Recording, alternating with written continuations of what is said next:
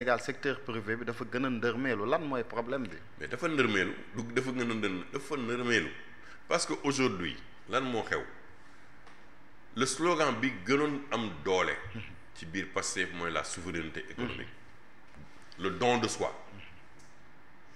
bu nekkee don de soi bi mooy nga jël suñuy centrale solaire nga dem signer ak benn entreprise chinoise mais état amul pour signer ay entreprise jëlal le secteur privé sénégalais nga ne l'entreprise chinoise là demal liggéey ak entreprise sénégalaise bi ngeen signer contrat ngeen ñëw ma jox leen marché bi mais ñu dem ñoom ñaar ñu signer seen contrat yow en tant que ministère nga valide mais comment un ministre va signer avec une entreprise est-ce que comprendre nga li mu wax booy signer ak état chinois mais doo signer ak entreprise chinoise bi ça c'est le secteur privé qui le fait maanaam ñoom état bi ci boppam moo signé ak entreprise privée wu chinois. voilà entreprise chinoise. Sénélec dem na signé mais Sénélec balaa mu koy dem di signé Sénélec représente l'intérêt de l'état du Sénégal.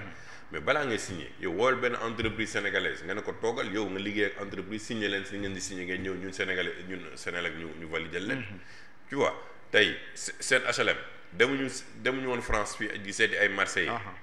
alors que les bâtiments sont là looy def ay CSE looy def ay CDE looy def yeneen entreprises yi fi nekk mais tu les appelles tu les mets en consortium nga leen marché bi bëgg nañ leen ko jox jël leen consortium bi ñu jox leen ko barki démb lan la ñu dégg COJOS pour affaire Jeux olympiques yi dégg nañu Alibaba la ñuy liggéeyal ci yenn affaires yi mais woowal la poste bi am ay jafe-jafe nga ne Alibaba demal nga signé ak la poste nga injecté fa 20 milliards ñu ubbi la capital bi nga restructurer ñu tout le réseau nga nekk partenaire ak ñun nga détenir 20% les autres 20% nga jox ko secteur privé national loolu mooy indi une économie puissante une économie qui va ensemble mais ñoom le grand travaux des eaux le grand transfert d'eau yi ñuy def mais du entreprise chinoise lañ ko jox mais loolu boo ko defee ba muy wax tey day indi Mercedes mais Mercedes ci nga bàyyi fi ñoom EMG bàyyi fi ñoom Serigne Boub mais c'est un petit marché c'est pas un gros marché Mercedes symboliquement la fiy ñëw rek mais c'est le marché africain qui l'intéresse loolu doo ko bàyyil ak ñoom Serigne Boub ak ñoom Mbaye Guèye EMG ñoom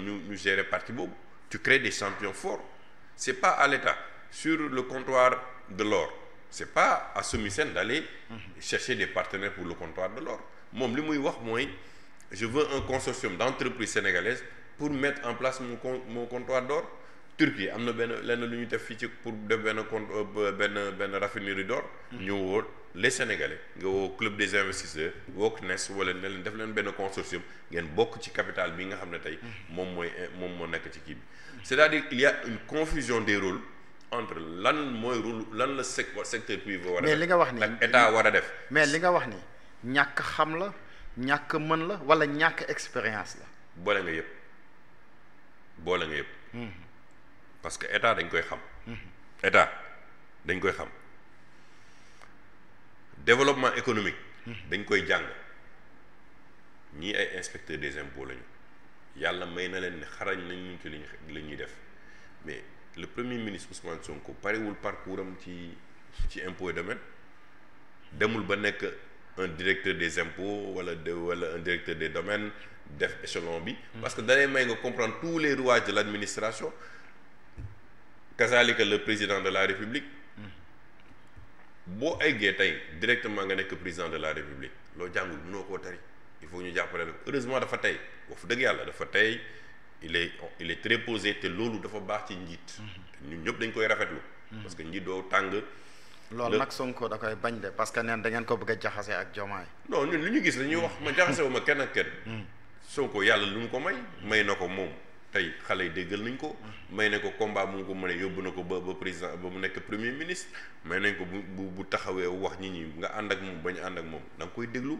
loolu ku nekk ak li la yàlla may mais moom tempérament am ak tempérament Diomaye Faye du benn yàlla mooy bindee nit ñi noonu yàlla mooy séddale wërsëg li mu ko may tey ci wërsëg mayu ma ko man te man maay sant yàlla bu baax ñaanewu ma ko ci dara mais yàlla mooy maye loolu tamit bu fa eggee da nga koy nangu bu nekkee tey ñoom egg nañu sa premier poste mu nekk premier ministre te jaaroo ci ministère ba xam les rouages mais tey en plus de ça nga bëgg a concentrer tous les pouvoirs des ministres pour yooyu yaay jël décision mu ñuy def ak liy génn ak luy dugg.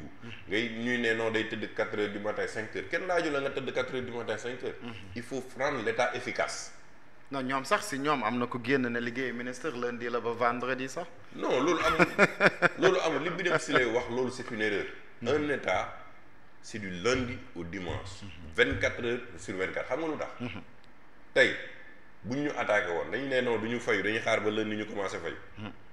loolu musiba la de. Thierno est-ce que comprendre nga. non loolu musiba la est-ce que comprendre nga li ma la wax. non dégg naa bu baax la nga wax. un État c'est 24 heures sur 24. un ministre c'est 24 heures sur 24 heure bu ñu la woowee da nga war a jóg parce que tu es au service du peuple sénégalais. loolu yëpp dafay firndeel manque d'expérience. bi alors non manque d'expérience la.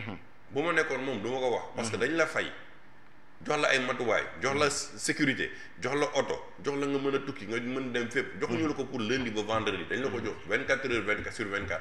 bu la état bi soxlee ñu mën la jot. mais tey bu Sénégal jaar mu ko ne am attaque nga woo ministre de l'intérieur wala ministre des forces armées. mun la non tey la samedi. bàyyi leen ma lundi état bi nërmeelu balaa lundi. donc l'état c'est du sérieux sur 24 sur 24. En plus il fallait avoir des relations solides à l'extérieur. Amadou Ba ci benn émission wax na ko nee na man dugal naa fi ay milliards. ci waxtaan xamal nit ñi ne fii Sénégal le premier président c'était un chrétien gars yi kontaan ngeen dugal fi ay milliards juste parce que da nga am intelligence de comprendre culturellement naka lay nit ñi di fonctionner. culture dafa baax ci état. donc ñoom dañu doon xeex benn combat mais concentration wu doole boobu ci seen combat boobu. joxu leen visibilité ci leneen li doon xew. tey boo xoolee ñoom ñëpp ñu ngi rouler ci li nga xam ne Macky fii la ko bàyyi. ci programme mu Macky la ñuy rouler di gisoo fi dara loo xam ne tey gouvernement bi teg na ko lu bees loo xam ne tey du projet bi nga xam ne ci Macky lañ ko commencé. di rafetlu nag démb gis naa ko en conseil des ministres vraiment loolu il faut le mettre à leur acquis. même si c'était plaidoyer bu yàgg la mais ñoom ñoo ko réalisé. mooy la loi sur l'information. l'accès à l'information ñu ngi ci dinañ ci ñëw baax a baax loi ci OFNAC. kii bi tamit loolu c'est prévu dinañ ci ñëw loolu tamit lu ñu ngi koy rafetlu. lu baax la. projet de loi sur les lanceurs d'alerte. bon c'est bon mais man xam nga lanceur d'alerte avec le Sénégal nu mu demee nii. je suis prudent. parce que sénégalais yi yenn saa yi gis nañ ko à maintes reprises tu accuses des gens sans preuve. parce que loolu sax moo nekkoon. waaw man loolu dama ci prudent parce que gis nañ fi ñu bëri ñoo xam ne accusé nañ leen sans preuve. ba pare mu nekk lu loo xam ne lu jafe la. mais en tout état de cause il y a beaucoup d'inexpérience dans ce qu'ils font. il y a aussi un manque de compétence du ma nee incompétence pour bañ a ñaaw ci wax ji. parce que tamit li booy jéem a def dara mooy am nga yéene pour defar lu baax. mais peut-être que compétence yi nga soxla yëpp pour mu wër la pour nga agsi fa. yoro goo ko wala xamoo ko. et puis dañuy ñëw yaakaar ne mooy les propos de maître Clédor yi ak ñoom ñu bëri ñi nga xam ne dañuy wax ay waxu effacé. mais ay nit ngay waxal. ay système bi dañ ko war a kii système bi. mais ça c'est le discours de Pastef. oui parce que le premier ministre daf ko wax assemblée nationale. mais le système c'est quoi ministre yëpp daanaka dañ ko wax avant ñoom. ñoom dañuy répéter Waly Diouf Bodian soo ko oui mais dañuy répéter mais aujourd'hui l'État c'est pas ñi ngi fi fekk ñu bëri c'est pas des éléments de l'APR. magistrat bi un des juges leur a dit ça mu le man sama carrière dafa commencé ci Abdou Diouf. Abdou Diouf bàyyi na ma fi dem Abdoulaye Wade dem bàyyi na ma fi dem. Macky Sall bàyyi na ma fi dem. un système c'est une superposition de génération dans un État qui a fonctionné sur un modèle. modèle boobu dafay ancré wu li ngay mën a def rek mooy di réajuster modèle bi ba muy pour mu gën a baax. mais mënoo ñëw ne rek da ngay dindi am na ñu bëri ñoo xam ne ils n'avaient rien à voir avec Macky dindi nañ leen. ay des gens qui étaient compétents tey ñu indi ay ñoo xam ne mënuñu dara da ngay gis ay PCA di xuloo ak ay directeur de société xamuñu lan mooy rôle PCA. gis naa fi PCA bu ne day dem signer ay convention PCA du signer convention c'est un manque d'expérience. te loolu li tax ñuy attirer attention ci loolu pour ñoom c'est pour les amener à se rattraper ils ne font pas 5 ans ils ne font pas 7 ans ils font 5 ans. presque 2 ans dem na.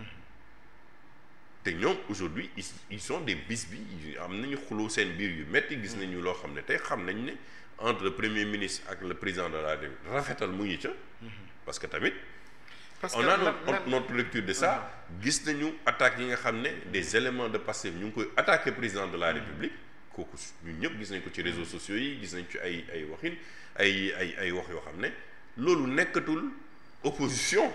nekkatul ñeneen mais loolu c'est eux dans eux. te alors que c'est eux qui gèrent l'État. waaw xam nga tey ci foofu mooy les éléments de Pastef yuy même sax attaqué le président de la République man dama jàpp ne ñoom ñu ci bari buñ ko defee aussi c'est parce que dañu sukkandiku ci déclaration bu PM def parce que ba ne réew mi problème autorité la amul problème économie tey listeel nga ma fi problème économie kon am na ci réew mi mais moom nee na problème autorité la. mais moom mënu ko wax te génne ci bopp.